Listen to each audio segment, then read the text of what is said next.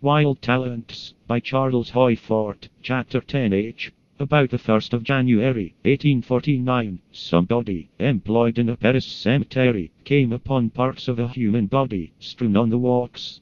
Up in the leafless dress dangled parts of a body. He came to a new-made grave, from which, during the night, had been dug the corpse of a woman. This corpse had been torn to pieces, which, in the frenzy, had been scattered. For details, see Galligoni's Messenger, Paris, March 10th, 23rd, 24th, 1849. Several nights later, in another Paris cemetery, there was a similar occurrence. The cemeteries of Paris were guarded by men and dogs, but a ghoul eluded them, and dug up bodies of women. Upon the night of March 8th, guards outside the cemetery of Montparnasse saw somebody, or something, climbing a wall of the cemetery. Face of a wolf, or a clothed hyena, they could give no description. They fired at it, but it escaped.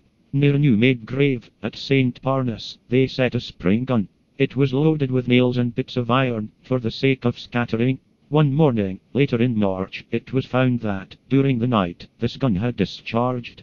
Part of a soldier's uniform that had been shot away was found. A gravedier heard of a soldier, who had been taken to a Paris hospital, where he had told that he had been shot by an unknown assailant.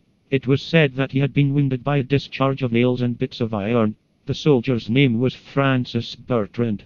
The suspicion against him was considered preposterous. He was a young man of 25, who had advanced himself to the position of sergeant major of infantry. He bore a good name, and was accounted a man of gentle disposition, and an excellent soldier. But his uniform was examined, and the fragment of cloth that had been found in the cemetery fitted into a gap in the sleeve of it. The crime of the ghoul was unknown, or was unrecognized, in French law. Bertrand was found guilty, and was sentenced to imprisonment for 1 year, the maximum penalty for the only charge that could be brought against him. Virtually he could explain nothing, except that he surrendered to an irresistible impulse. But there is one detail of his account of himself that I especially notice. It is that, after each desecration, there came to him another irresistible impulse. That was to make for shelter, a hut, a trench in the field, anywhere, and there lie in a trance, then rising from the ghoul into the soldier.